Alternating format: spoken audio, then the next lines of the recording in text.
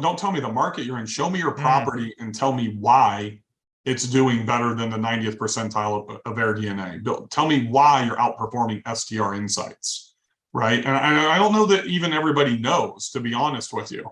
Once you figure that part out, once you can answer that question, then that's when you have a formula for success.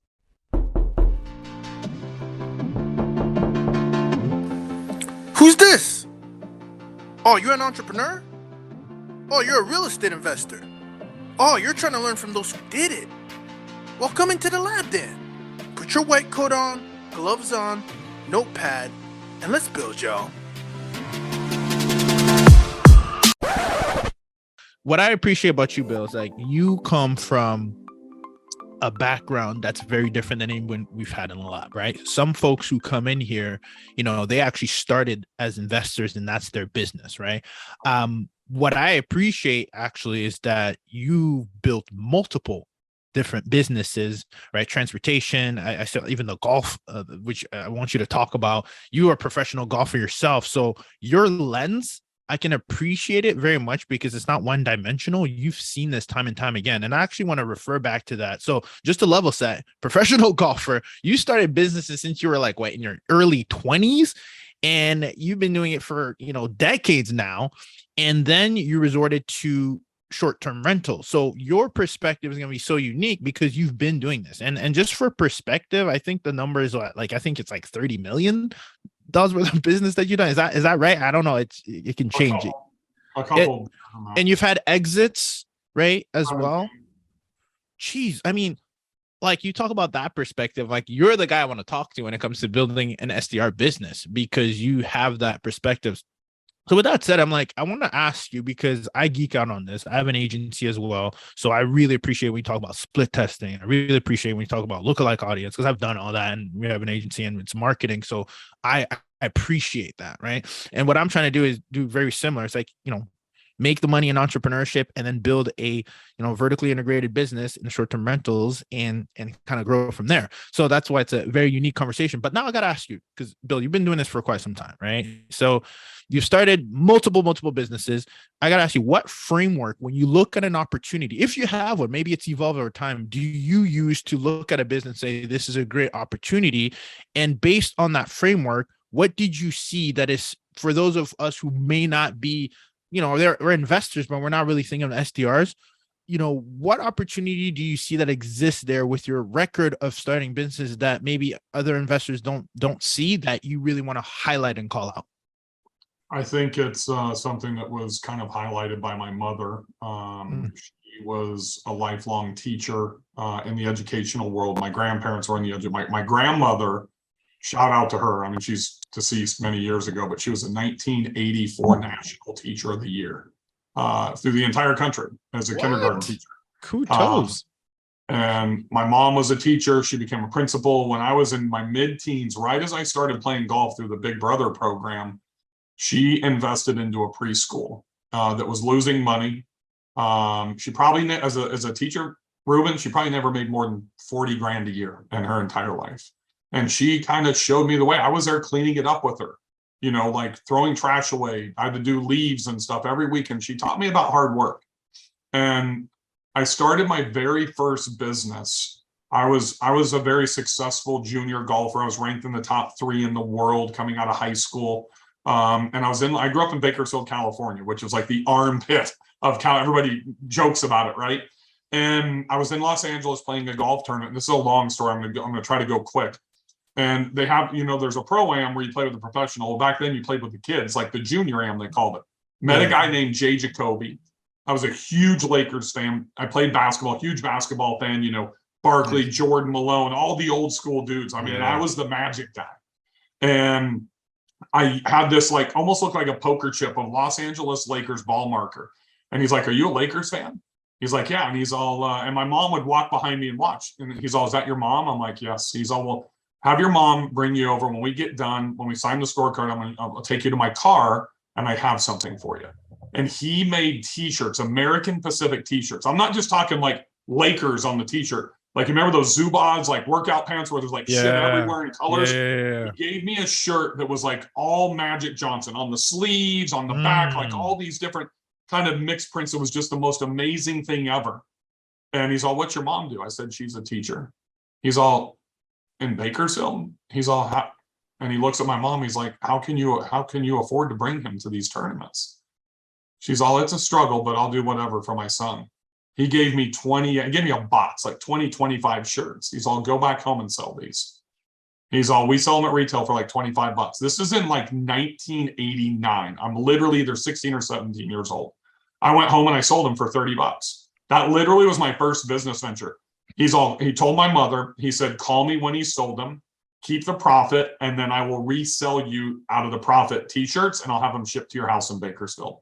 Long story short, I made like almost $16,000 roughly over the next year to help my mom pay for me to go and play golf tournaments in Southern California and stuff like that. It was expensive, hotel, entry fees, food, and my mom couldn't afford it. So I kind of got to see her become an entrepreneur for the first time.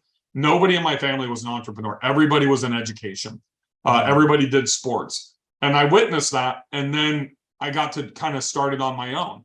So the two things that I believe, Ruben, are one, I think I would have never done that if I was selling toothpicks or iPhone cases, because I didn't have a passion for it. I was a huge basketball fan, huge Lakers fan.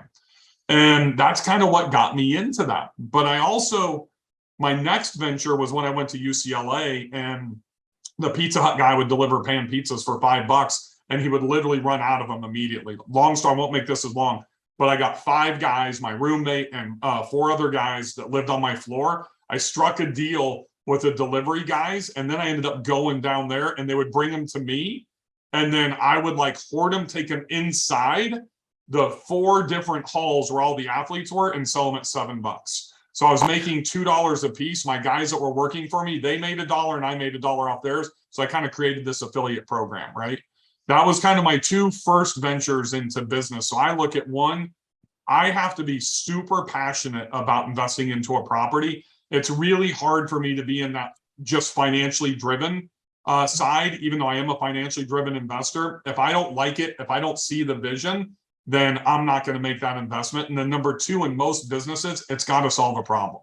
If it doesn't solve a problem, then you're probably not going to have longevity to really be able to scale to the masses. And I think most people think very linearly in, okay, I'm going to buy this coffee shop and I can sell to the 3 blocks around me. Whereas the people that build big businesses, they think about, what? I'm going to buy these beans and then I'm going to, build a brand in the coffee shop. And they're going to be my testers. If I can be profitable when I'm doing market testing, then I can fucking scale globally. Yeah. Right. And I think that mindset is the difference, if that makes sense. So it's so funny that you say that, because as you're saying that, I'm thinking, even when I think about our agency, like we launch podcasts, we repurpose content on social media, etc. I was speaking with someone else in someone who's in part of our group, and I was like, I'm in the commodity space, I would say, right? Like, I think there's a niche there because we serve real estate investors, but I still think it's a commodity. And so do you think, for example, like a real estate, that's a commodity. There's lots of properties. However, the question I'm getting at is like, how do you add that extra layer of, there is a demand? Because if I say, hey, does somebody need social media?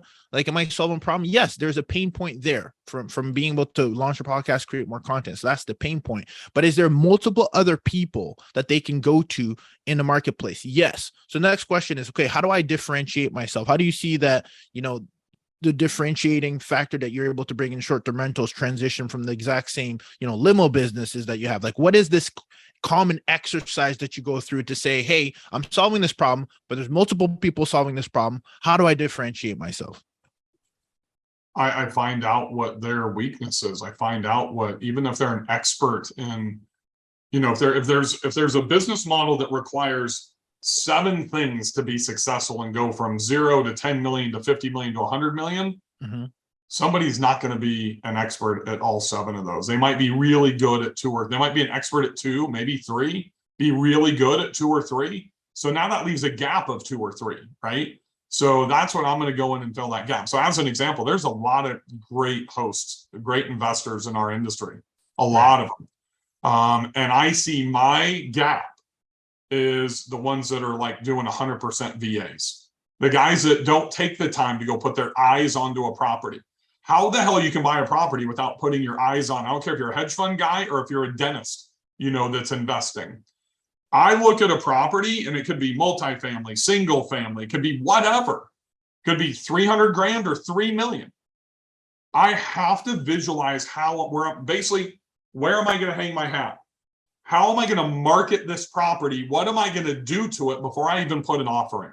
I think that's where the visualization of what the future has to look like. And we can't be purchasing on the present, right? So that's different. So Chris that you met in Miami that works for me, he's traveled around all over the country when I've gone and looked at properties, invested, done all this stuff. And he tries to get me to explain it, Ruben. I don't know really how to do it. It just kind of happens naturally. But I really try to look at the number one thing is marketing and sales in any business. Right. Doesn't matter when I launched my swimwear and I was drop shipping, Ruben, in 1993. Not in 2013 or 1993. Restaurant business that I've been in, real estate, my glow golf business, it doesn't matter. You can have an average product, but if your marketing and sales is a 10 out of 10, then you can scale and build a massive company. If your product is a 10 out of 10, but your marketing and your sales is a 6, you're fucked. It's really simple. Hopefully you have VAs. You can edit that out. My podcast is explicit. So sorry. But the reality is that's what most people miss. And I'm going to go back. You mentioned ground transportation industry. So I did this stuff, the coaching and everything, because I built a $10 million ground transportation company and got out. And my best student, one of my closest friends, he passed away a year and a half ago from COVID. Well, nobody died from COVID. He was overweight and had had heart failure, had a heart attack and died when he had COVID. And I remember sitting, and it's ironic that we were in South Beach together at the retreat, right? Because I was like 2 doors down at the Ritz-Carlton at a limousine retreat there in 2017, I think it was. And he'd been a client for 2 years. Every one of my program, every boot camp he'd been to, every time I speak, he was there. He's a one-on-one coaching client. And we sat on a balcony overlooking the pool. And he was struggling with some things in life and in his business. And he's like, I didn't sign up when I started this business to do sales. I didn't sign up to do marketing. And he's all, that's like 70% of what you teach us. Why is that? And I'm like, that's the separator. Apple products are amazing. And, Steve Jobs and the Woz did a great job building great products. But at the end of the day, they built a rabid fan base that unlike any other business. I think Musk is doing that now. People that own Teslas, my wife owns one, they're rabid about becoming Tesla people. They buy the merch, Apple sends the stickers and they put them on the back of the MacBooks. That's all branding. That's all marketing. Yeah. Right. So they did have what some people would say a superior product. Bill Gates would sit here and debate, oh my God, Windows was way better, but they were a software guy. Apple was hardware before they were software, right? So, but it's just marketing and branding and positioning. So for me, I've got to see through the trees, through the backyard, if you will, or through the houses between me and the beach. And I have to be able to know exactly how I'm going to market and brand and how I'm going to position myself, not just against my neighbors. And that's what a lot of people think. They're just competing against their neighbors because they're on the same block, but everybody that's in my space in that marketplace.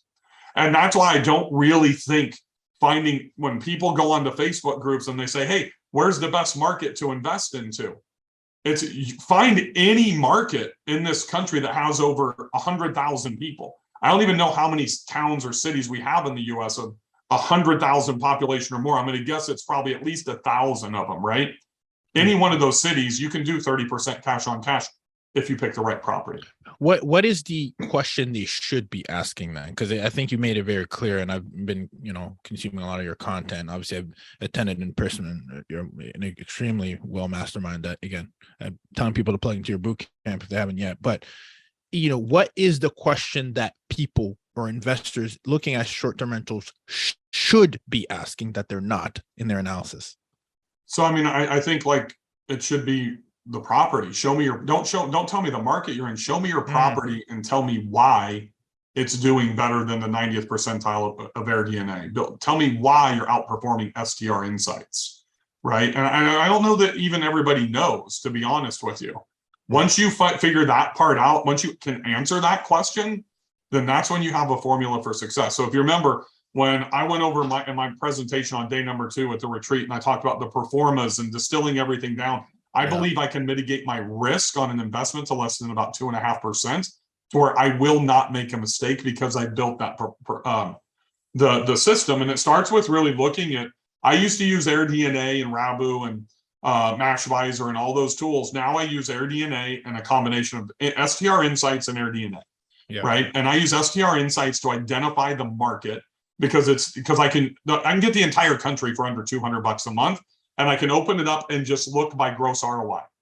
Really, it's almost like a cap rate, right? So I can sort by 15% and just look at properties that are doing over 15% gross ROI so I can pick the market. But now I've got to go one step farther and distill it down into the property. Just like at the Nashville conference, I showed one of my beach properties down the street. You remember that? And literally $120,000 a year in difference in revenue. Same street, same builder, same floor plan. Everything's the same except for design, amenities, marketing, and views, right? But $120,000 difference in revenue. So I think you have to look at the numbers first to identify the opportunity. That's the first thing that people should learn how to do at a very, very high level. And then number 2 is really, how am I going to market the property? The only people I see, Ruben, that are thinking about how they're going to market the property before they even make an offer are people that have a marketing background like you and I. And I'm on a mission to teach every single investor how to market, because that's the true separator. Gosh, that's so good. Yeah, that's so good. And I also love what you said about buying into the future. I think, and it's so funny that you mentioned that, because I was just geeking out with my buddy Brian about this when I was in Georgia. We actually, after Miami, we went to Georgia to check up on, again, walk through the property, always feel it out. And it's interesting because you look at some, even if you, be curious to hear what your thoughts are on this. Even if you look at AirDNA or STR Insights, that tells you the story now, but it doesn't tell you the story what you can create. And I think sometimes the trailing 12 months, right? Right. And so I think sometimes what you said is you purchase on the future. If you understand the vision, you talk about a lot of amenities. I know you're big on that. You talk about the experience. You talk about, if you can create that and forecast it in a way that's realistic into your budget, like here's what we're going to do. Here's what they don't have. Here's what we're going to do. Here's what, then, this is why it's so challenging. You're almost creating your return in the future because of the research that you've done based on what you're looking at today. And I think that's where the challenge and the art is, if you would agree, in the short-term rental space. It's not like your traditional, I'm gonna look at a P&L of a multifamily. Yeah, you can do forced appreciation by, value add. By the way, it's very similar in a sense, but I think maybe short-term rental takes a little level up of creativity and design. Agreed. It's not just X's and O's. That's interesting. Well, I'm glad you agree. I got the stamp of approval. You mentioned you were in Georgia, right? Yes, sir. So I have no idea where Ruben was in Georgia, and don't tell me yet, Ruben, because I'm going to tell you guys publicly right now where I'm looking to invest, and I've never made an investment there. And a lot of people would say that I'm a hater on the market, and I'm not. And it's North Georgia. It's Helen, it's LJ, it's Blue Ridge, it's Hiawassee. It is oversaturated, but so is Gatlinburg, and so is Destin, and so is Gulf Shores, and that's a good thing for me. So what I would tell everybody that's struggling right now, how many of you are really focusing on your marketing? How many of you are running $300 to $500 minimum a month and just into the Atlanta market with customized Facebook ads, building funnels, driving them to a sales page, not a bullshit direct booking website, and having retargeting behind it? And Ruben and I were talking about lookalike audiences and all that type of stuff. If you're doing that stuff and you really learn how to do it, or pay, I don't know if Ruben offers that as a service, pay a guy like Ruben to do it for you, then that's how you're going to generate your book. I don't even care if they're direct or they're going through Airbnb or Vrbo. But because the marketplace is not doing that, Ruben, that's the place that I'm looking to invest this winter. I'm not steering away because people say it's oversaturated. I'm looking to invest because people are going to exit, and they're going to want to exit at a discount to get out from under losing money on a monthly basis. So I will look for that unique property. I will look for the prime location, and I would be willing to bet, a nice steak dinner by the time I see you in Nashville in March, that I will own a property in Blue Ridge. One, because I'm sitting on cash and carry costs. Two, I'm ready to go. Three, I'm researching the market every day. And I just started this when we got back from Miami a couple of weeks ago. Yeah. And it's been on my radar. And I'm okay if I can go in and buy a killer freaking deal. I'm talking killer deal, not just out, not a 10% discount, not even 20. It's going to be 30, 40, 50%. And I will wait and I will be patient, like the cheetah hiding in the grass, waiting for her prey to walk by, and then boom, come in and grab it as an all cash deal, which I almost never do. And then I'll sit on it. And so two things happen. One, I've saved my money. I got my little kitty over here and I've saved every single penny. I don't take any cash out of my portfolio, so where I'm ready to reinvest. We've known that we've been going into a recession since January or February. The recession really started in March when Russia invaded Ukraine. Literally the people on TV that say get prepared for a recession, I don't know where they get that from, but we're in it right now. Yeah. And North Georgia is feeling it probably harder than anybody around the country right now. Broken Bow is going to be next. Yeah. So what's the most important thing for us as marketers, Ruben? It's traffic, right? It's how many sources of traffic, how much traffic can we drive to a sales page, to a call to action? Because the numbers, if we can drive 1 million people and we can get 2%, we're going to be doing good. The numbers dwindle down. And those markets don't have the traffic drivers. Now, I'm not going to be a Broken Bow investor, but you talk about the future. I'm looking 5 to 10 years down the road in North Georgia, not today.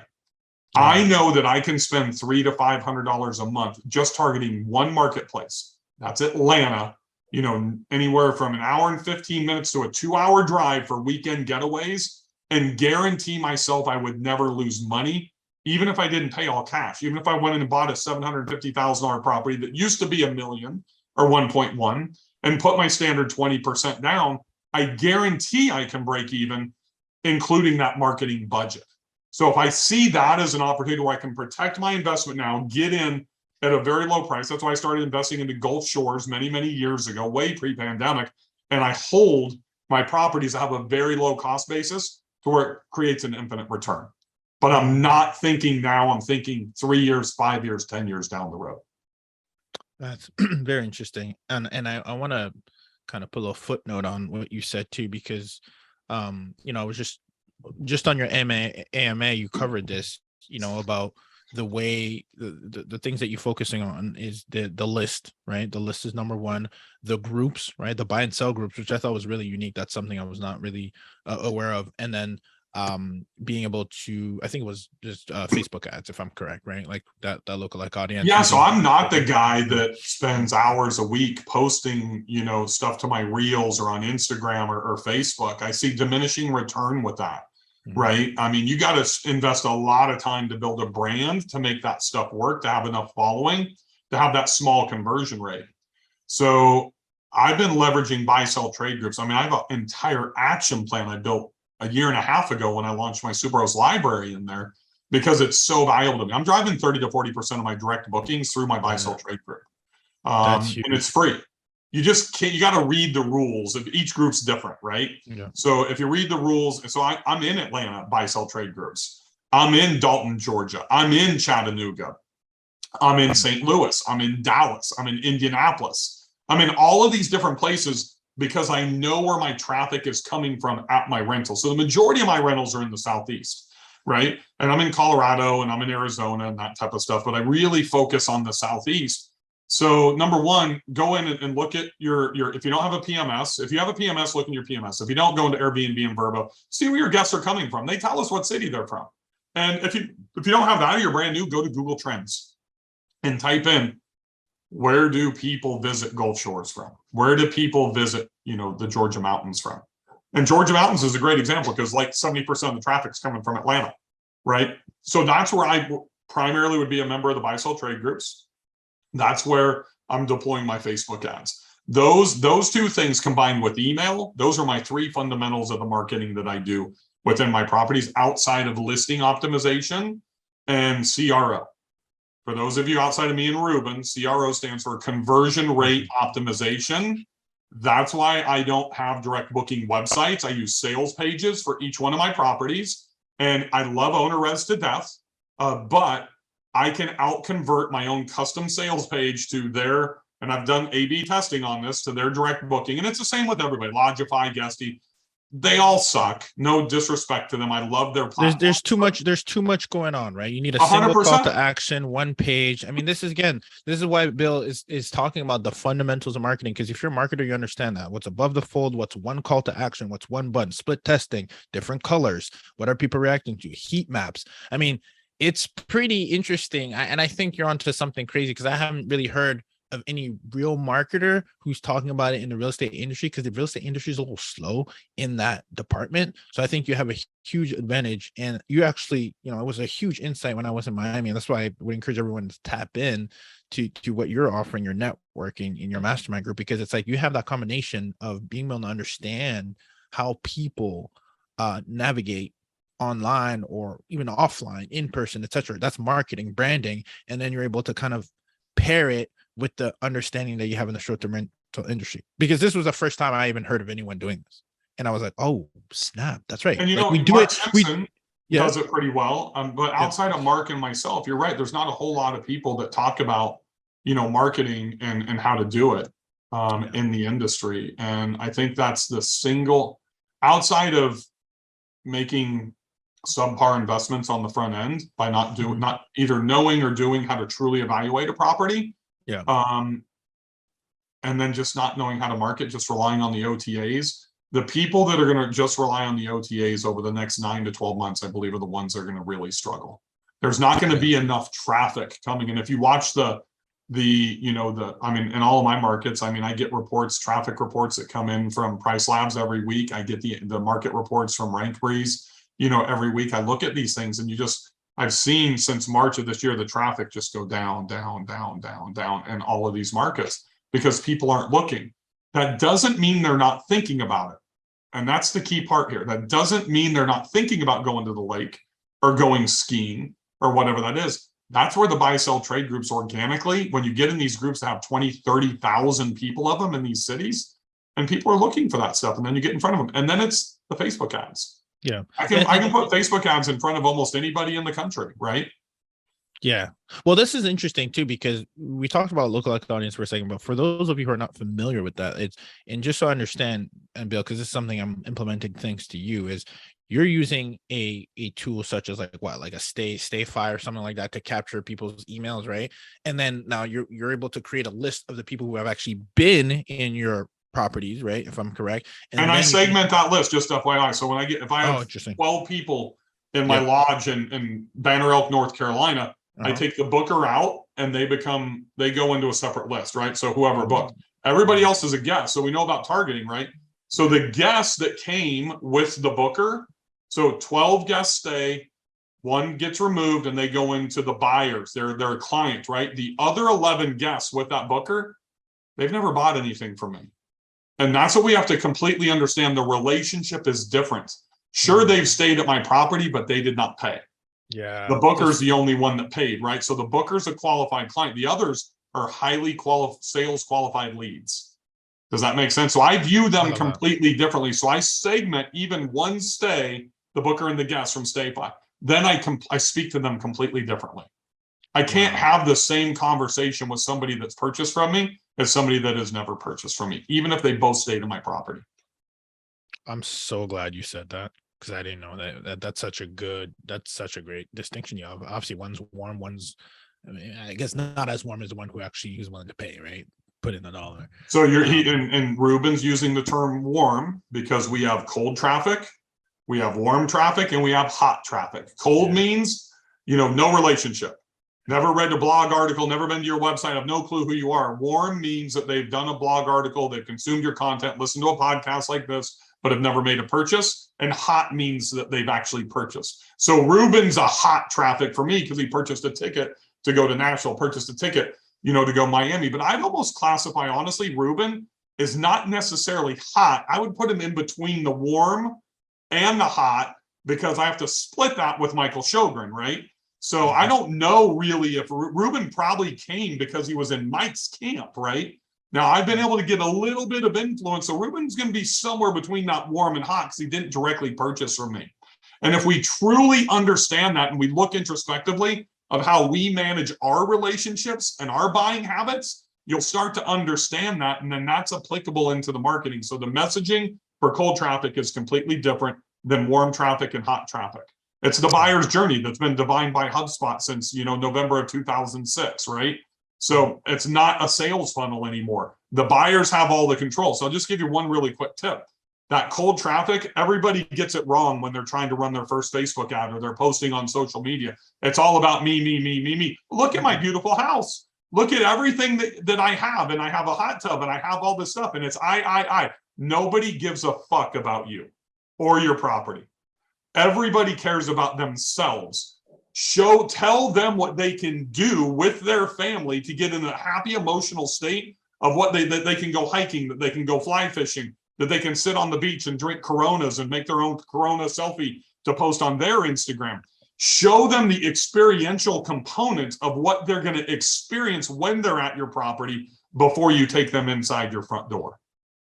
Yeah. And you talk about this. I know you recently talked about this in your AMA. You said, think about, and I love how you use that, so you think about the mother, you think about the parents of like, what are they worried about? Right. Like even calling it out. Hey, you don't have to bring, just bring your stuff and unpack and the rest is covered. Right. I was like, oh, no, you don't have to worry about toothbrush. I don't have to worry about pans. I don't have to worry about like these things that we sometimes take for granted. That is a complete value add, especially if people are asking that question. Like, hey, do you guys have towels? Like, you'd be surprised. And yeah, it's on the website, but maybe I should call it out because that's what they need. Right.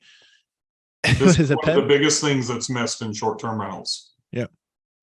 Pens. I think you just said pens, right? So yeah, literally you should have it. This is the Hoth, which is an SEO company out of Florida. You should have a branded pen. These things cost you about 42 cents a piece.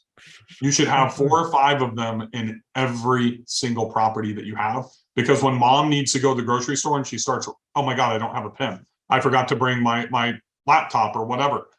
This is like a huge deal that people don't think about. These are the types of details that become super important. And it's that ideal buyer. It's one of the reasons, Ruben, probably the best thing I've ever done, ever, in the short-term rental space was write my checkout message.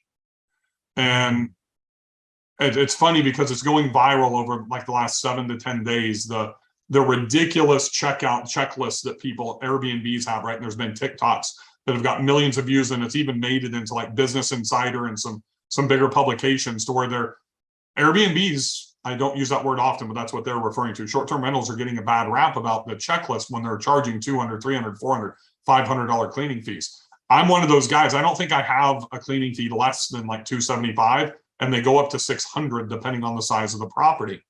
So when I wrote that first checkout message, Ruben, I remember writing it and going through. It was my first beach house down in Gulf Shores, and I was just following what the property management company had done. Hey, the night before when you leave, make sure you strip all the beds, you roll everything up, put it into the hallway, that you start a dishwasher, a load in the dishwasher, you've started towels, and the deal, make sure that you vacuum the floors, that you scrub the windows, get up top and clean out the chimney, all this bullshit. And it's boom, boom, boom, boom, boom, boom. I started doing the same thing. And then my wife's like, you're going to make people do that? Isn't that something you hate? I said, yeah, but everybody else does it. She's like, what are we charging for a cleaning fee? I said, $350. She's all, how would you feel if I gave you that list and I left because we always take two cars when we drive down to the beach. So 2 girls, 2 dogs, you pack everything up, right? She's all, I'm going to leave and you go do all. I said, I'm not doing all that. She's all, what do you think our guests are going to think? So that's when I had a complete mindset shift from her putting me into this personal experience thought process. And from day number 1, when I took over from that property manager, it was, hey, Ruben, thank you so much for staying with us at Bella Vista Beach House. We're so excited to have had the opportunity to host you. By the way, we know it's your last day and we want to make sure that you enjoy it. So grab a glass of wine or a cup of coffee, go out on the back deck and enjoy the sunset. Please do not invest your time cleaning anything. We only ask you to do one thing, and that's take out the trash. You don't need to strip the beds. You don't need to do laundry. You don't need to start the dishwasher. Now, our cleaners would absolutely love you and give you a hug if you did, start the dishwasher, but we want you to enjoy. And this is the big part. We know you're going to be stressed enough trying to get the family and the kids packed to drive home. We know that you're going to be stressed enough on the drive home thinking about all the shit you have to do when you get home, right? Because when we all travel, we're going through that stress as we pack to leave, right? Yeah. So what happens? Is anybody's house perfectly clean when you get home from vacation? Never. So you get home and even before you unpack, most people start cleaning. Oh my God, I forgot to start the dishwasher. Let's clean the toilets, clean the shower, whatever. So the thing that people don't understand is the guest is an all-time mental capacity and euphoria before they turn that key to walk into your property. When they're the last 5 minutes, 10 minutes of the drive, when they're pulling up to your property, they're so excited, because they've never been, especially if somebody that's never been there before. That's where emotionally they're at their peak. Now we go through, hopefully they've had a tremendous stay and we keep them at that top level. Walk in, see the welcome gift, things spotless. You can smell how clean it is, all that stuff. Now let's fast forward to the night before they check out. I strategically send my checkout messages at 7 a.m. I used to send them at 5 o'clock the night before checkout because people would stress, and it's known that they have to do all this cleaning if they're a return stayer, right? So now I send it at like 5, 6 o'clock in the morning. So that way they can take the entire day stress-free. Because the emotion that leads to good or bad reviews and them determining if they're going to come back or not starts on that last day. And once again, it's either at peak relaxation or peak frustration when they put that key in the ignition and they back out of your driveway. So if you think about it in those terms as a guest and how those emotions ebb and flow through a stay, same thing happens when we go to Disneyland or any type of vacation, whether you're at a hotel, the Four Seasons down to Motel 6, Disneyland, doesn't matter. The same things happen. So if we really focus on those emotions, like one of the big cold traffic things for me, I target women only. So not men, just women. And I talk about them not having to clean. I talk about, we're going to relieve the stress for you. And I call it, I want them to have the Calgon bath vacation to where they don't do shit. You want us to see, you're going to be there for a week. You want us to send the cleaner in on Wednesday to clean for you. I got you covered. You don't want to have to stop at the grocery store and then stock the groceries. I got you covered. By the way, you don't have to clean. You want me to send in my cleaning crew and pack your kids for you? We'll do that. So it's all that emotional state because mom, if you look at your bookings, mom is typically booking 60 to 70% of these reservations. Mom's the one that has to take care of the family. Mom's the one that has to take care of the kids. Mom's the one that does not get the vacation. Damn. That's really good, man. That's really. So, Bill, it sounds like, I'm just listening to you. I understand now why your ideology with short-term rentals is. I've heard you say this before. I don't want 100 units. I don't need it. I feel like less is more for you, and I see how much level of detail you put in to every single property that you have that makes up for the amount of returns you're able to get with those. And I wouldn't say a few properties, but I think you have about like 9-ish, versus the guy who has like 100, who's like cash flowing like 200, like, you know what I mean? Like, I get it now because it's quality over quantity, it sounds like, right? I have 19 owned and managed, and I'm going to make just under $1 million in net profit this year. I'll make about I'm tracking literally right now to do 912 net, not gross, net. Yeah, that's really important about how I've structured every one of my businesses, Ruben, is I want to work less. I want to have a higher profit model. And I've never done a low cost volume-based business. And so I think high ticket. 100%. And what people do is when they do a business, and I see this in the short-term rentals, they migrate to the middle. And that's literally JCPenney's, Sears, Gap, Ruby Tuesdays, Applebee's, all these businesses that are either out of business and gone or are going away. You either need to be Big Lots or Home Goods at the bottom, or you need to be Nordstrom at the top. You need to be Motel 6 that are getting bought up, Nights Inn, Scottish Inns, and that our industry is buying those up. And what are we doing? We're converting them into boutique hotels to raise the game, right? Or you need to be the Four Seasons at the top. Those of you that have bought $500,000, $400,000, even $700,000 properties, and they're turnkey, to me, they look like golden girls. They haven't been touched in 10, 15, 25 years, might be in good condition. I go in and I put in 30K, and now I'm going to kick your ass every day and twice on Sundays and guest acquisition. So that middle road is where we all go as human beings. We think we're buying something that's good and we leave it as is. And it's like being in the middle lane driving in Los Angeles, right? You either need to be in the left lane on the 405 going 90, or you can be cruising behind Jay Leno, one of his antique cars in the slow lane. But in the middle, you're in no man's land. You don't get to experience either. Experimentation. I always experiment. And the reason why is I'm always trying to find the best tool, the best method, and the best vehicle to help me get to my end goal. One of the tools that we use in the short-term rental space is Gestalt for hosts. Now, experimentation, you know that I love to test things, and I wouldn't be sharing with you anything that I don't use myself. As a short-term rental superhost, Airbnb superhost, listings that we own and co-host at the same time, I can tell you that there's no better software that allows us to streamline our business. Right now, currently, there's actually 3 properties right now that are currently where guests are checking in, and I'm here with you, and I did not need to send in check-in instructions for these current properties, right? There are multiple ways that you can streamline your operation from on the front end and on the back end, from being able to create a website, from being able to get income reports for your team, to looking at statistics, to setting up auto reviews, to integrating your smart lock so that you don't have to sit here and send every day and remind yourself to send the passcodes for your smart locks. No, instead you can integrate directly the exact same way that you can actually send your cleaners a link so that they don't have to remind themselves when they need to go to cleanings. There's text reminders that go out. There's links that can go out for them. This is a tool that if you're looking to give a smooth experience for your team on the back end, it will truly reflect, and it does, for your guests on the front end. Make sure you go to host.gesty.com and use our unique link. Our unique link will be in our bio, in the show notes. If you're currently watching this, you'll see it right here at the bottom of my screen. Use this unique link so that you can tell Gesty that I sent you.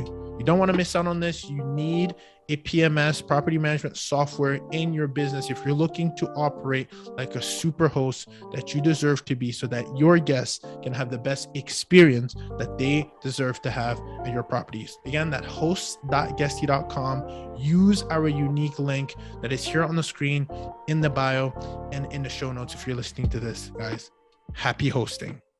Let me ask you about that, because I think that's really going to resonate with our listeners, right? So if I'm in a position right now where I'm planning my next move, and I love this book, Your Next 5 Moves by Patrick Bet-David. He talks about how traditionally, people are 1 move away, right? Like traditional people, agreed.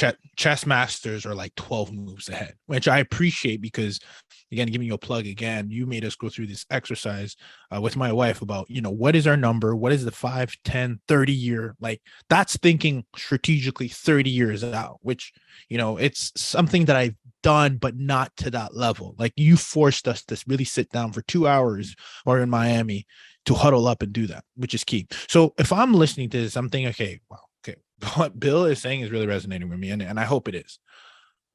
If I, let's say, have an asset right now that's, let's say, 400K, 500K, 300K, whatever the case might be, right? And I heard all that you said about the market, right? And I'm stacking up as we kind of like prepare for that next purchase. Or again, we need to really think about opportunity cost.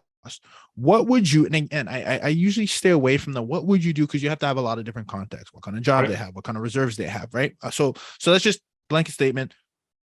What would you say is the person in a better position in, if they're thinking like, hey, I have an existing asset right now that's, 400K.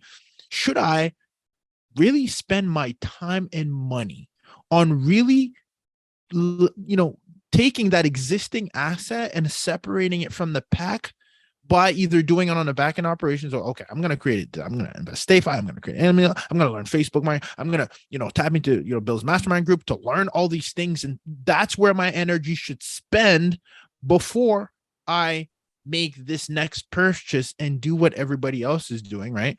Or I guess the alternative would be stacking up and making sure you get that big winner, because we talk about, the middle is getting squeezed, right? So the luxury is where people are going to continuously go. So either I kind of just save up and wait for that. Like, which one would you tell them to do? Do I turn a middle turnkey property into a high level one by just taking in that 30K and putting it into an existing asset? Or do I actually even stack up completely, remove myself from that asset class and shoot for the 900K, 800K, and then on top of that, do what you do?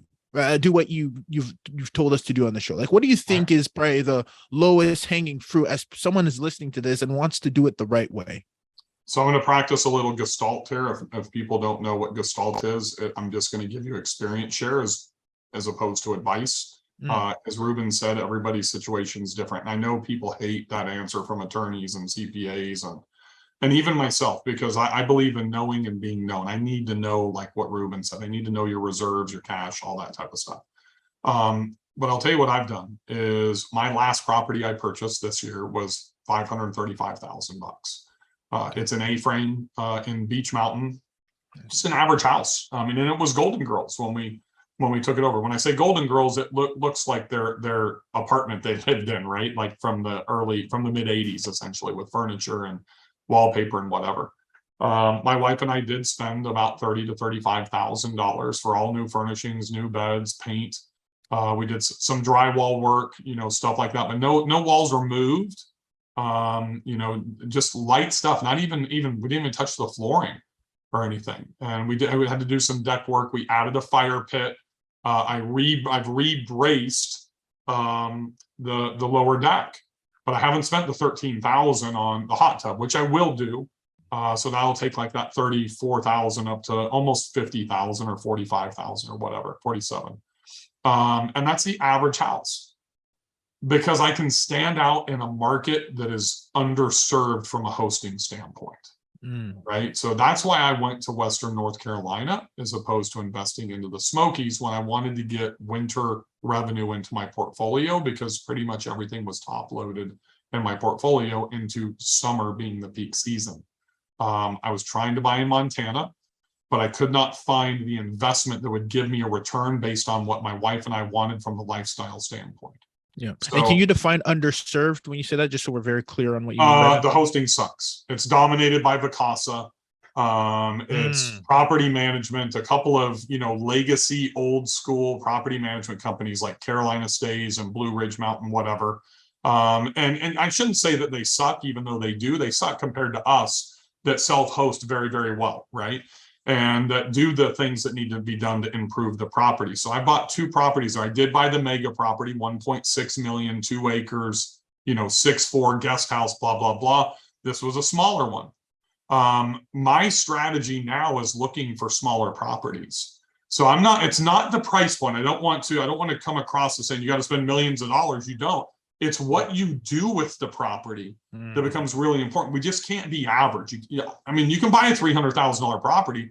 Go buy a 2-bedroom condo at Sugar Mountain in North Carolina or someplace, but get rid of the shitty queen beds and the bedding. It costs like $400 to upgrade, a queen or a king size bed to have really nice European throw pillows, really nice duvets and linens and stuff like that. Make it look super duper nice. Even if you don't want to spend the money for new mattresses and a headboard, but that stuff on top is what's going to render in your marketing and change the guest experience. Paint, artwork, just really simple stuff. It's ironic we're talking about this, Ruben, because my 1 o'clock is Minoan, and my wife and I are doing design consultation for hosts on how they can level this up to have a huge impact. So I want everybody to know. I'm going to go back to early 2021. My wife and I spent $525,000 to buy a 3-3 cottage. It's in cottages in the called East Point Cottages in Gulf Shores, on the east side of Gulf Shores. And it is a home, but it was a 3-3. It was built in 2019. It was almost new construction and it was clean, but the furniture sucked and they were all average. There were 11 units, 11 houses all in this same area. We went in and we dropped in flamingo wallpaper and a bathroom, and we went with a mid-century modern surf, not beach, surf, like old school, think Gidget, black and white photos of surfing and big waves. We put in, we had some boards off Etsy for surfboards that were like 9 feet tall. We put onto the walls, but just this retro vibe. Freaking crushed it for about 2 months and sold the property for $675 2 months later, right? And we did like $45,000 in rental income. The budget for my wife on interior design for a 3-bedroom, 3-bath was $17,000. We did go $4,000 over, but we still only spent 21 grand. Right. Wow. So you can do this cost efficiently. What I'm saying is you got to be unique. You just need to be different. It's not about what you're spending on the property acquisition. It's about what you're doing with that canvas once you own it. Right. Yeah. So at the beach, we have no teal, none of that blue, no sea salt, no tchotchke stuff. You know, you walk into most beach houses and it looks like Kirkland's threw up in the place, right? Just all their little stuff everywhere on the walls, on the tables. We went clean black and white at all of our other properties down there. We wanted like this Cape Cod chic, you know, type of design at the beach. So one thing I believe, if you're going to step up and go into the luxury space, your properties need to be nicer than the homes, or on par with the homes of your guests that are going to be coming to stay with you, if you want to maximize your dollars, right? So I live in a really nice home in Nashville, Tennessee. And we've spent some significant money renovating it and I've lived in it for 15 years, but it's not as nice as our rentals. You know, we put all our money into our rental properties to generate more money. There's a reason that I've never had to make a mortgage payment from day number one, right? And I think the second part of this is I bought my first property at like 625. My second property I paid 198 for. And then we fixed it up and then we sold it, right? So, and it still took me almost 2 years to get to that second property because I was conservative and I saved my money. Yeah. So today, and I think you mentioned this earlier, Ruben, a lot of people talk about the number of doors, the number of units, and all these influencers. Hey, I just added 52 doors. I added 90 doors. You know, I don't really care. Let's get our freaking tax returns and let's compare at the end of the year. So I can tell you in the last 6 years, I've amassed $13.8 million worth of real estate value. And that's with the decline of, I think, about 12% nationwide on my portfolio right now. And I owe less than 27% on that. Wow. And that's growing out of cash flow, but I've done it very, very conservatively. And I've identified the components of where I can improve the property pre-purchase. And I've been very conservative with the dollars I spend post-purchase, and then leverage the marketing to increase the ADR. But a lot of it, you asked a few minutes ago, Ruben, the one thing that I'll tell everybody is do the things that your competitors won't do, even after the sale. But understand the sale doesn't happen until they've checked into your property. It's a mindset shift, right? So when somebody books InstaBook, and I think I had 4 Insta bookings yesterday, 3 of the 4 were over $5,000. I don't remember if I shared this with you in Miami or not, but 3 of those 4, you know what I did? Hey, my name's Bill. Me and my wife are the owners of the property. I'm really excited for you to come and visit us at Elk Lodge or, you know, Amos Ridge or whatever it is. If you need anything, I just wanted to make this personal so you know who's going to be hosting you. I'm also going to be your personal concierge, grocery delivery, you know, private chefs, ski rentals, whatever you need. Don't feel free just to, you know, shoot me a text, go through the platform, whatever you're comfortable with. We're here 24 hours a day to serve you. Boom. That's when somebody does an InstaBook. You know why? Because they still, even on a super strict policy, they still have 48 hours to cancel. And we've all had people that have booked and they're still scrolling and they're still looking and then they cancel and they go book someplace else. We are still in the sales process until they check in based on your cancellation policy. Until they get inside of that cancellation policy, which most of mine are now moderate. I've moved them from strict to moderate to be able to increase my rankings on the listing optimization strategy side, which means a lot of them have up until 30 days in advance, right? So I'm still having to work and still sell and still message and still drive value, or else they can literally make a decision to go stay someplace else penalty free. Yeah. So that personalization of sending that selfie video via text, and yes, on Airbnb and Vrbo, we get phone numbers, so you can text it to them. It's okay. Really helps my retention to take that qualified lead all the way to the end line. That's huge. That's so huge. Listen, I know you got a jet, and I want to leave this, you know, with Experiment Nation. I mean, if you let alone just replay this, take the notes, and rinse and repeat, I think you'll be in great shape. But I know I with the interest of, you know, where we currently are with time now in this economy, etc. I know you give a really good advice about, you know, don't use more than 25% of your total net worth to purchase property. Make sure you have 6 months of, you know, carrying cost, etc. I think people really understand why you say that now. But as far as what you think, how you're preparing or how one should prepare, do you feel that there's going to be, again, I'm not asking you to, be a wonder ball and crystal ball and kind of, forecast something that we all don't know about, but based on, I know you look a lot of data, I know you're very resourceful, you read a lot. Do you feel that there's, what do you feel are the opportunities that we might see as investors? And with that conservative approach that you have going to marketplace, what is it? Am I just kind of hiding in the woods with like a cheetah and waiting for the market to kind of, cool off? And, what do you think is a good way to be operating in this as we see interest rates continue to rise and as we, see prices obviously for overheads are going to be increasing, etc. What are some of your thoughts if we're kind of summarize all that's going on in your head? And I'm sure you've been asked this question time and time again in your mastodon. How do you summarize that with Experiment Nation? Number one, I think, is conserve cash. Mhm. I typically keep my investment cash at around $250,000 to $300,000 if I can. I'm at pretty close to $1 million right now. I've saved every red penny I can, just every nickel, just saving and saving and saving. For two reasons. One, to increase my operating costs. My burn rate's about $37,000 a month on my portfolio. Two is to be ready to purchase if I see some really smoking deals that'll come. But I'm a big believer, unfortunately, that it's going to get worse for us before it gets better. And I think the election is going to be a big turning point. There's and understand, and this is kind of what they said. If anybody paid really close attention, it was just last Wednesday or Thursday that the Fed raised rates by 3/4 of a point. And that's what everybody focuses on, right, Ruben? What a lot of people missed is they said we will not be lowering interest rates for 2 years till the end of 2024. So what that means is like literally after that, I backed out of a boutique or an acquisition for a motel to turn into a boutique hotel. One, I've been under contract or in this deal for 2 rate increases, but now that minimizes my ability to reposition, right? So I'm looking at, once again, the long game, 2-3 years, and it's probably gonna be closer to 4 or 5 before we see anything significantly move the needle. So I'm not really looking at 6 months or 12 months carry costs. I'm forecasting a down economy, down rents, down appreciation for probably the next 3 to 4 years, and I'm budgeting accordingly.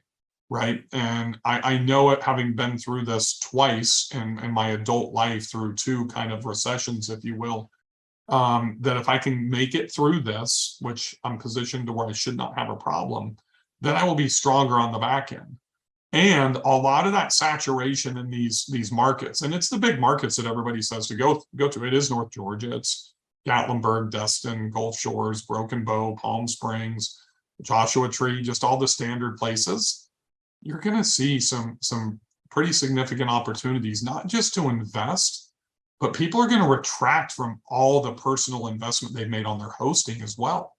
So if you can continue to learn and level up your hosting, I believe, and really focus on your marketing component, people are still going to travel.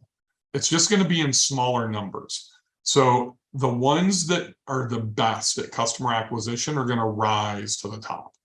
Right. I am still, even after coming through the summer. So I've had August where a lot of people saw a really bad August. We're almost done with September.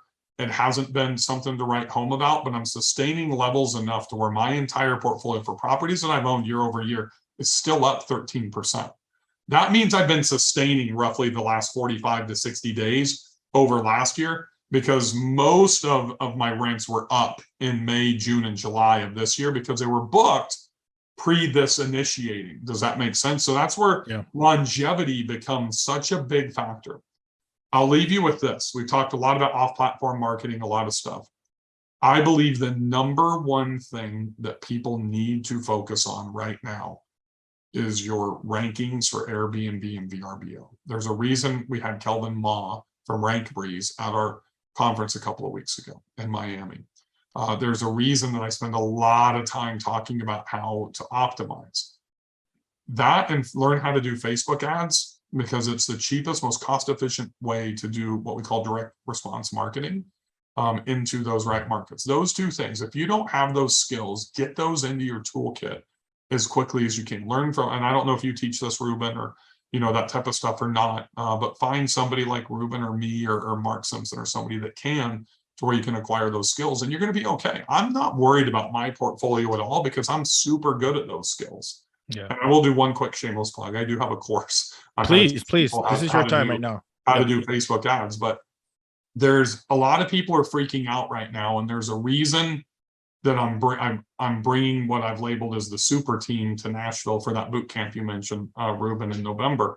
And it's showing how important it is. Literally, I just announced it on Thursday, and we've already sold 30% or 34 or 5% of the tickets, are gone already. And I've actually priced it the lowest I've ever priced it because I know the need, and I moved to a venue, and I'm making it as big as I've ever been able to make it, which is still less than 100 people. But just acquire those two skills. And you can learn how to do Facebook ads, just FYI, from facebook.com, from the business manager. You don't need to buy my course or go to something like that if you can learn that way. And you'll be okay. Listing optimization, consume everything. Just literally Google Airbnb listing optimization, and you'll find a ton of stuff from Rank Breeze or me or whoever that teaches how to do this stuff. And Facebook ads, and I think you'll be all right. Hey, Bill, thank you so much. You can tell the Minoan team I apologize. You're just too good of a resource. I couldn't help myself when overtime. No, I got another hour, man. I'm telling you, I'm good. Let's go. Let's keep it going. It's very interesting because I like what you're saying is something that everybody can do, but not everybody will do. I mean, that's the difference, right? Kobe Bryant was probably a top 5. He's definitely a top 5 guy, right? Yeah. Would you agree? Oh, 100%. I'm a Lakers guy, so you don't have to tell me. I don't want to get into an argument with like a LeBron fan or anything that, but no. I mean, I will always put Magic as the greatest Laker of all time, just because everything he did for that franchise. But literally on the court, and I'm a Shaq guy. When they split, I was still in LA. I was more of a Shaq guy than a Kobe. Kobe's up here. Yeah. I mean, and you look at Shaq talk about why Kobe was the GOAT, essentially, because Shaq didn't practice. He was like Allen Iverson, right? But Kobe, that dude is crushing it 12 hours, 15 hours a day. It's like that Mamba mentality is a real thing. And I feel like if we take that, to our businesses. You look at it. I grew up with Tiger Woods, probably literally, we used to room with him in junior golf and stuff like that. And I watched what he did at 12, at 15. You knew greatness was coming because of it. I mean, I knew now as an adult. I just knew that I'd be watching, cartoons or whatever in the hotel room, and him and his dad were still hitting balls till 9 o'clock at night. And they would go find a lighted driving range to stay out at night. That stuff was ingrained in him. The people that outwork their competition are the ones that win. It's a really fucking simple formula. Work harder than everybody around you in your market, and you will win. And that's kind of what I'm about. I'm the grassroots guy that just figures out what works, and I test. And I do have a marketing background, but I learned that literally grassroots. I didn't learn that at UCLA, or they don't teach that stuff, right? You have to learn that. You have to be self-taught. Yeah. And just outwork everybody else. You cannot be an absentee self-managed owner these days. If you are, then your numbers are going to plummet. Yeah, no, it's so, and this is why I have, this is why I have this show. It's an opportunity for me, to, first of all, I'm constantly learning and I'm sharing that with my community, but then it's kind of like, okay, become like, the blueprint has been given by someone who's done it, right? You don't need to reinvent anything. I mean, you can get very creative, but at least master the fundamentals first. And the reality is, even after an event like we had, there's going to be a certain percentage of folks who's actually going to implement everything, right? Maybe a very small percentage, right? Some of them will pick and choose. And I don't know why. I try to figure it out too sometimes, because I have not figured it out myself, right? I'm still a practitioner, and we all have our own issues, right? I mean, I've worked out twice a day. Today is day number 8 for me, right? Let's go, Bill. It's great, but I've only lost like 3 pounds. You know why that is? Because I love to fucking eat, Ruben. I love good food. Average. So I haven't been able to stop having a glass of wine with my wife, or I'm a big cheese. I love cheese. My fridge is just stocked with cheese, right? Oh. And that's like the worst thing. That goes straight to your gut. So Burrata. you got to do both. I have to, if I want to achieve the results that I want to achieve, I got half of it done, but I've still got to do the other part, right? Or I'm going to work my ass off and I'm still going to see the same results.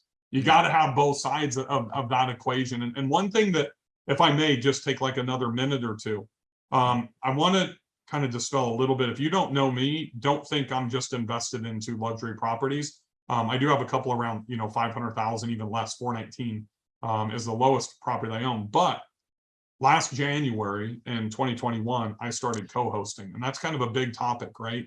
And I want everybody to know that if you don't have the cash right now, that's one of the fastest ways to generate revenue with no risk in our industry. And I think it mitigates a lot of people that think about arbitrage. There is risk with arbitrage when you're signing personal guaranteed leases and the upfront cost of furnishing and stuff, but go down the co-hosting path. And I'm just going to share something with you, just like with any property you would buy, any property you would arbitrage, or any property you decide to co-host, make sure you've architected your outcome, your desired outcome. So I now co-host 9 properties. So I co-host 9, I currently own 11. And out of those 9, I charge an average of 21% plus $299 a month. Okay. I started and I would not take on a property that did less than $100,000 a year in revenue. Now I don't take on properties unless they're doing at least 175 in revenue. There's a reason I'm going to do over I'm probably going to just break $300,000 in net income off my co-hosting business with less than 10 properties, because I'm setting the client acquisition parameters. They don't dictate to me. Does that make sense? So I don't want to go host a property that's doing 50 grand and make $8,000 a year, because it takes me the same amount of time to perform those activities for a higher value property. Yeah. Do you do those in the same state, out of state, or how does that look? They're all over. I mean, a lot of them are in Gulf Shores, because I've kind of been branded the Gulf Shores guy. But I'm in Tennessee, North Carolina. I've got them pretty much everywhere that I invest. People want me to co-host, right? And it's a really easy way to be able to build investment income. Or if you're in an investment now, or you need to get out of your W-2 faster, whatever it is, I think it's the fastest barrier to entry to be able to break into this industry, and the safest. Hey, Bill, you've done such tremendous growth in this, and you've had such, you have so much business experience. Do you see this as the last stop? Because I mean, you're like a serial entrepreneur. Or do you like, how does your mind, like, I'm curious, like, does your brain work as like, I'm going to build this and like do an exit? And the reason actually why I'm asking this is because I feel like you have your hands on in this business, maybe a lot more than the other ones. And I don't know the other ones like that, but I'm just curious because you have some. It's all the same. I'm this deep in every business I go into. Do you? I'm going to show you this. Remember, we talked a little bit about, you mentioned earlier what I wanted you and your wife to do to map out what you want for your outcome. I'm older than you. The gentleman I mentioned in Miami, John Bairden, who was one of my mentors. I'm 49 and a half years old. When I was 41, I started working with him. And he said, Bill, your MO is that you do 3.73 startups a decade. He's like, you're just over 40. Are you going to put your family through another 5 to 10 startups before you retire? And that changed my whole mindset. And once I sat down with my wife and actually got aligned, like what I do in my couples retreats, we talked a little bit about in Miami. I found out she didn't want more money. She didn't want me traveling 100, 150, 250 days a year. She wanted working 7 days a week. She wanted me to be home and present and with my kids. And I thought, as the alpha male, I was doing the right thing to make more money. I felt the intentions were there, but because I didn't align and have the open discussion with my spouse, we weren't on the same page. Once we became on the same page, and I learned from John that I could architect my outcome any way I wanted it to happen, right? And that's what I did. I'm done. There's small startups like Bill and Kenny's Hot Picks and vertical integrations and, doing the conferences. I asked, Chris and I really started STR Wealth Conference and asked Michael Shogren to come on board with me because we met through Clubhouse. And, he's a guy that I trust and blah, blah, blah. But there won't be anything major. Yeah. I mean, my personally owned portfolio and my management portfolio, I say that when I'm literally in the midst right now of building a mega fund, $100 million syndication. But that ties into that long-term plan. So I have everything designed in here, and this is not a pitch. I don't sell this anymore, but I've got my life goals. I know where I want to be financially. I know how much debt I can have. I'm fine with. I know I've forecasted inflation, what my lifestyle is going to be, how much net income I need to have, what my real estate assets are going to look like. I have all that planned out. Now it's written in pencil because it needs to change and shift with what happens with life events, things that happen, within our economy. My plan was to retire when I was 65, Ruben. I'm 49 and a half. I'm now in a financial position to where I can retire today, but the life event will be my youngest daughter, who's in 8th grade, when she graduates from high school. So I've strategically invested into my short-term rentals of where me and my wife want to be when we retire. The only one that's missing is Montana right now, right? So then I have to have the cash flow. So I have a mix of financially driven properties and then financially driven / lifestyle properties for us. And the strictly financially driven properties have to cash flow the lifestyle properties when we're staying there. So we plan on staying in a property for anywhere from 6 to 10 or 12 weeks at a time and move around when we retire. And I'm going to retire when I'm 55 as opposed to 65. I don't believe I would have been able to accelerate that 10 years, a full decade, if I didn't have everything mapped out. So there definitely will not be another major startup.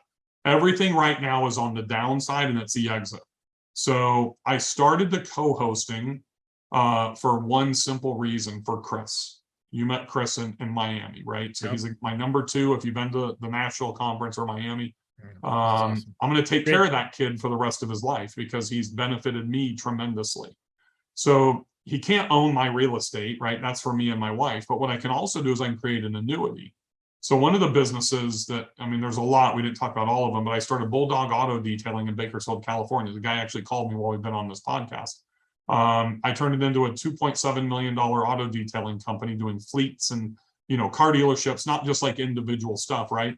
And I gave it to a really good friend, not gave it, but I gave a friend of mine a job who was struggling with addiction. This was, 27 years ago. This is like my 4th business. Long story short, today, he owns 80%, I own 20%. I get anywhere from a $6,000 to an $11,000 a month annuity, a check. I've created an annuity for myself. So I'll do that same thing for Chris. One of 2 things will happen with the co-hosting company. It probably won't ever be acquired because I won't build it big enough, right? You better be at 50 properties if you want to get acquired by a hedge fund or private equity, 50 properties plus on the co-hosting or management side. I don't want that many. But what I can do is I can take that roughly 300 grand that I'm netting right now, and I can give that to Chris and help him build it and maybe add 50% more to where it's 450 and say, here you go, Chris, I'm not going to pay you a salary anymore. But here's, I'm going to take 100 off of this, and we're going to do a revenue split. Here's 75%. I'm taking 25%. And, in a very similar situation with some of the other businesses that we're starting together as well. I will probably take Build Short-Term Rental Wealth and my real estate portfolio to the grave, because the Build Short-Term Rental Wealth portfolio is Bill Faeth. That's a tough thing to be able to sell. One of the things that you asked about of really exit, I think the people that are building property management portfolios and co-hosting portfolios for an exit are going to be very challenged unless they know how to do that. One, you don't want to be in one market. That's way too consolidated. And there's a gentleman that's gotten absolutely crushed that tried to do that in Blue Ridge because of that. And he invested all of his own and then created his own company. And one of the other things too is make sure if you own a substantial portfolio, and mine's substantial in value and also cash flow, not big enough numbers of volume for a hedge fund or a private equity, but make sure you create a management company to manage that. Because then you can have 2 exits. You can sell both. Yeah. Right? Oh man, that's so smart. Real Inspiration talks about that. Super important. You don't want to just privately own and self-manage ever. So that's why I started Kiva Vacation Rentals. And it was really for my properties. And then Bill Carmen, who was in Miami, I don't know if you got to meet him or not, I managed one of his properties in Gulf Shores. He sold his property. I helped him procure his property in Gulf Shores. I manage it for him. And then my buddy from the conference, you know, Marty, Cobra Kai guy, he's the one that bought Bill's house. So I started, those are my first two clients. And then it just kind of manifested, you know, from there. So I believe if I can double my portfolio, and this will all be dependent upon what Chris wants, to where I can go and I can have net income of 600 grand. That's still small potatoes for an acquisition, right? But, you know, if Vacasa would potentially acquire that, you know, then I can get a 3.5 multiple if I wanted to sell. But for me, it has to be distributed. That's the one thing I've learned about starting to build this syndication. You can't be in one market and you can't be spread out with the best deals all over the country. You need to have, there's a sweet spot in like somewhere between 5 to 10 markets. So like in our growth mode, I'm looking at 7 strategic markets to invest into multifamily, single family, you know, duplex, quadplex, triplex, in true multifamily, some LTR, but mostly STR, in 7 primary markets across the country.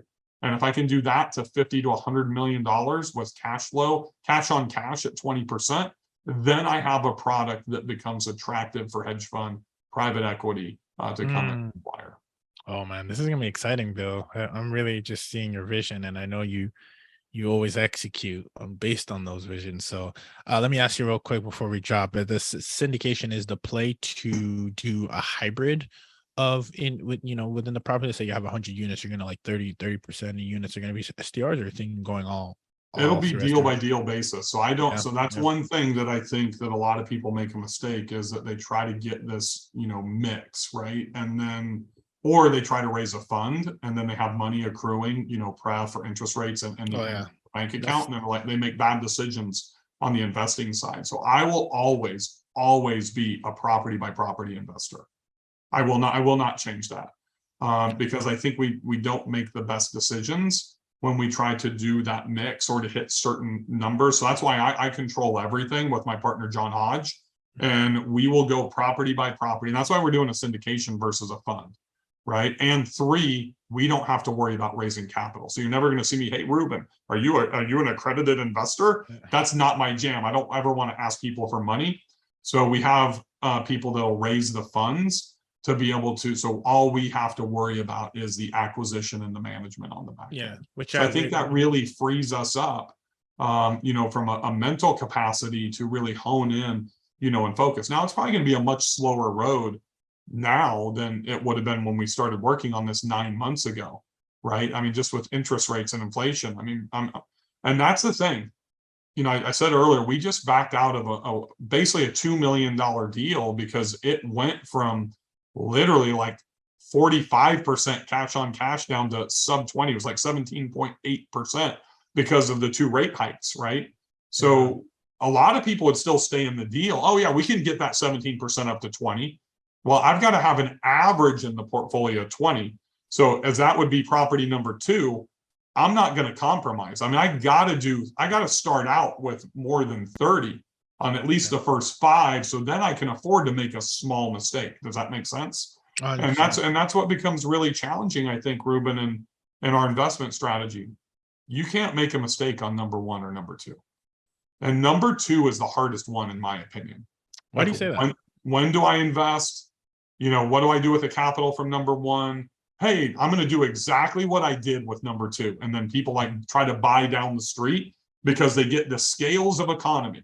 Nobody in this business gets fucking scales of economy unless you're going in and hiring your own staff. Your cleaner's not going to say, oh, hey, I'm going to give you a 20% discount on that next house. Your landscaper is not going to say, oh, you got 2, I give you 50% off. Do you think you mentioned this very recently in your AMA, and is it because you think that, because if I go to, you know, this is one thing we're looking at, like while we're in Florida, we were kind of meeting with our new, you know, realtor and everything out there, but I have a team in Georgia, right? So do you not think that when people say that they're thinking of, I have to start a new team, I have to, you know, find a new contractor, which is, you know, the deal, it's like marrying your contractor. Is that what you think people mean and they're just misspeaking, or do you not see it that the same way? I think there's both. And I mean, it's really one word. It's comfort. They're in their comfort zone, right? And it's kind of the people that are afraid to self-manage remotely. I mean, I manage a property 45 minutes from my house. in Lebanon, Tennessee. I live in Brentwood, Tennessee. Mhm. I mean, you think I get in my truck and drive there to fix the toilet when the toilet breaks? No, I call the plumber. But one would argue that when you already do have those resources, plumbers, contractors, cleaning, I didn't have you them when I've never invested. I live an hour away, essentially. I didn't have them when I started managing that. I had to build them. right? Build it while I was managing. I didn't have anybody in North Carolina. So, I didn't have yeah, anybody when I went down to Gulf Shores or Estes Park, Colorado, or Scottsdale or wherever. Right? It's pretty fucking easy to find those people these days. Just go into my Build Short-Term Rental Wealth Facebook group and say, hey, I just bought a property, in Oshkosh, Wisconsin. Anybody here from Oshkosh, Wisconsin know a good cleaner? That you're probably going to find one. So the other thing that I've started doing is I started building STR owner Facebook groups. So like the most challenging market I've ever been into is the Western North Carolina market. Not so much down in Asheville, but up like Beach Mountain, Banner Elk, Boone. Yeah. Cleaners, handymen, really challenging to find reliable people. So I started our own group. And now, hey, this person's bad, don't ever use them, and here's why. This person's great, they're phenomenal, they communicate well, here's why, right? And so set up these private conversations, and I know people have done it in Broken Bow and all this type of stuff. It makes it way easier. You got turnover B&B, you got resort cleaning, you got Facebook groups to go to. I don't think that finding those resources is near as challenging today as it was 5 years ago. It was really challenging 5-6 years ago, but now with the onslaught of people that do what we do, those resources are at our beck and call. Now you take that one step farther, and I think you're in Mike's mastermind, aren't you? Yeah. Yeah, you get in that type of inner circle, Mike's mastermind, my mastermind, Avery's, whatever, you're going to get much easier accessibility to those types of resources to be able to scale. I assume, at least it does in mine, we talk about those things all the time, and I assume that happens in those other ones. That's the deal that I talk about. And you don't even need to join a mastermind. Just pick 5 to 7 people that you're communicating with on Facebook or you meet at these conferences and create your own resources. Yeah. That's so valuable, just to surround yourself with like-minded people in these types of cases. But I think it's just comfort zone. We've got to get over that comfort zone, because we are not getting discounts to where we can really do volume scales of economy. And I think it's just people think they can just because they're more comfortable. Yeah. No, I mean, you hit the nail on the head. It's funny because there's this limiting belief sometimes that we put out there that's not really a real thing. Yeah. Did you say you're thinking about investing into Florida? Yeah. Where? I mean, and this is well, we looked around a lot when we left Miami, we went to Fort Lauderdale area. Mm-hmm. And there's like Pompano, there's tons of zip codes that we're looking at. And the reason why that'd be a lifestyle play. Like, we love Florida. We just had, recently got married, or just talking with Mark about it. We had our bachelor and bachelorette in Fort Lauderdale. We came back here multiple times. So I just like the Florida area, but I want to make sure the numbers make sense, obviously, right? Number one. But no, that's the next move, because we have a few here in Georgia and we want to go to Florida. But I have no friction with building new teams. I actually have I have multiple hacks on how to build teams remotely, because we actually are in New York half the time. Right. So but it's interesting as people will give their advice. Yeah, let me know your thought. I'm gonna be tapping into, for the rest of the everyone else, the Bills picks, and that thing that's a Bill and Kenny's hot picks. Yeah, bkhotpicks.com. bkhotpicks.com.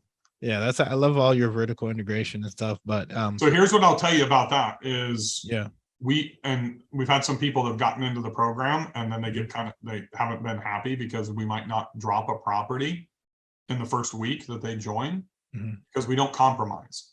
We only drop properties to our members that are doing 15% gross ROI or higher. That means if you don't have a mega reno budget and you put in 20% down, that's 99% of the time, it's 30% cash on cash. So, during early summer, we got 50 of those hitting MLS every day. Sometimes we could go 5, 6, 7, 8 days without one of those dropping. So that's the deal. It's not like you sign up with a realtor and you're getting everything into your inbox that hits the market every day. It's only the investable properties that are 15% gross ROI. That's the beauty of the program. We are disciplined investors looking for disciplined investors that aren't just looking to buy anything to add to their portfolio. Yeah. But you know what, based on what you said, there's just so much work that we need to do on marketing and things that I know that we need to do, right? That I would say, looking at, and I think that's a lot of people's situations. Like before you start looking at, grass is greener, let me get another one.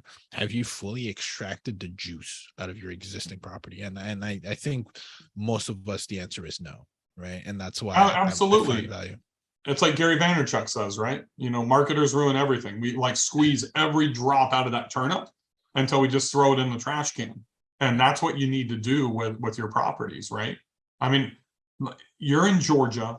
I look at there's like 4.8 million people in metro Atlanta, right? And you have so many different ways, so many different types of people to target in that market, just from ethnicity, from age, from location. You got to communicate differently to somebody that lives on the north side versus down in Peachtree City, right? And if you understand that stuff, and you can like target is it like north something, what is it, North Point area, which is like on the northwest part. I think they're on the northwest part, right? So they could probably get to Blue Ridge in like an hour, maybe an hour and 15 minutes, versus Peachtree City might be 2.5 hours. Completely different marketing and completely different time that you're gonna present them with an ad. Does that make sense? I mean, if you 100%. like, you look at the whole barrier to entry is having to drive through Atlanta. I mean, for me, I'm happy. I stop at Varsity, get a couple of chili dogs, and I'm ready to roll. Varsity, of course. Varsity. There's a lot of these things that play into it, and you think about the number of people from Chattanooga. How do people from Chattanooga, or Huntsville or Birmingham make decisions on where they're going? Are they going to Blue Ridge, or are they driving up to the Smokies? I can tell you right now, I've got quite a few of them coming up to Western North Carolina because I'm the only one that's dropping ads on them. People aren't dropping ads, they aren't using it, and you don't even have to be that great at it, to be honest with you. Well, yeah, because it sounds like and knowing my market world, like I used to do drop shipping too, so it's like knowing that how dude, I did drop shipping. There was no advertising. It was like AOL chat rooms is how we were doing that. I can't believe you were doing that in 89. That's insane. No, that was 92, 93, 94. It was Bell Aqua bikinis. Bell Aqua swimwear. I literally stayed when I was playing the South American PGA Tour with the family. I'll just give you the 30-second version. They were hand making swimwear. And the second year I went back down, I had built a website. It cost me $180,000 to build an e-commerce website back then. Something we could do for $2,500 on Shopify in about 3 hours today. And that was almost every penny, probably 90% of my earnings from the previous year. And then I started drop shipping back into the US. It was insane. I did it for 2.5 years, and then I got acquired. And it was something that fundamentally changed the path of the rest of my life. And it was my CPA, who was my best man at my wedding. He said, Bill, do you want $2.8 million, or do you want 7.5% for perpetuity? I said, I don't know. What does that mean? I said, I've never seen, Shark Tank wasn't around for me to consult with wonderful, back then. I said, I don't know. What should I do? What does perpetuity mean? And he's like, that means you will get a percentage of this forever. The risk is that if they don't sell your stuff, then you don't make anything. I'm like, what would you do? He's all, I would take the percentage in perpetuity. I'm like, okay, let's do that. What I didn't know, and I'm not going to take credit, but women out there will know. At the time, I was the only one I was aware of, and it was not on purpose. It was actually a boneheaded move, but I was selling swimsuit separates. So you could get different sizing and different colors of tops and bottoms. So if you're like super skinny but big chested, you get the the extra small. If you're like a 0 or a 00 or a 1 on the bottom, but if you had like 36 or 38 breasts, you get the large or extra large or whatever it was, and different colors. So you can have orange on top and Wait, that's very unique. No one's doing that. They do now all the time. It's standardized, but it wasn't back then. And I kind of did it by accident, not knowing how to manage inventory. And that ended up being really why I was acquired. Just got lucky and had no idea, because you think about it, I had to have so many more SKUs and I was running out of bottoms, running out of tops. It was horrible from a business standpoint, but that's really why I ended up getting acquired. And I took the perpetuity, which will carry on to my 2 girls and my children, which is nice. I love your mindset around that. Even when you said about your whole exit, about like, creating an annuity. I love your long-term game plan. A lot of people just want to exit and take the cash, right? So for me, every business that I've built since Bulldog Auto Detailing and Bell Aqua Bikinis acquisition is to try to create an annuity for when I'm 40, 50, and 60. And that kind of comes from seeing the struggle that my mother went through, not thinking that she had any money, but she actually left me up close to $1 million when she passed away. So how she lived her life, where she could have lived a little bit nicer, right? But she didn't know. So I don't want to have to worry about that in my 60s and my 70s and my 80s if I'm fortunate enough to live that long. I sure as heck don't want my wife to think about it, and I really don't want my kids, my 2 daughters, to have to think about it if they ever have to take care of me and my wife, because that's such a financial burden that can wreck people's lives. So that's really why I've tried to create an annuity. It's out of the life experiences that I've had. Yeah. Bill, you're the man. And listen, you were talking about warm. I am hot. I am in your network now. I'm tapped in. All right, I got to sell you something. I know. Now you got to sell me something. No, I'm already sold. It's a matter of, the it's just, I'm sold, right? It's just about your next thing that you got going on and being able to tap into. See, any way I can help you. I feel that, you're not only someone I can learn from, but you're also a peer. So if it's a connection I can make, an introduction. Luckily with this show, it's, we just passed 200 episodes, and it's been Nice. huge. And that's actually how, you talk about Mike Sjogren, episode 92. He's the one who pulled me in. I had him on my show. He was a client of ours. Used to launch short-term rental secrets for them podcast. Invested Talent, that's our company. And then he came on my platform. We had the relationship.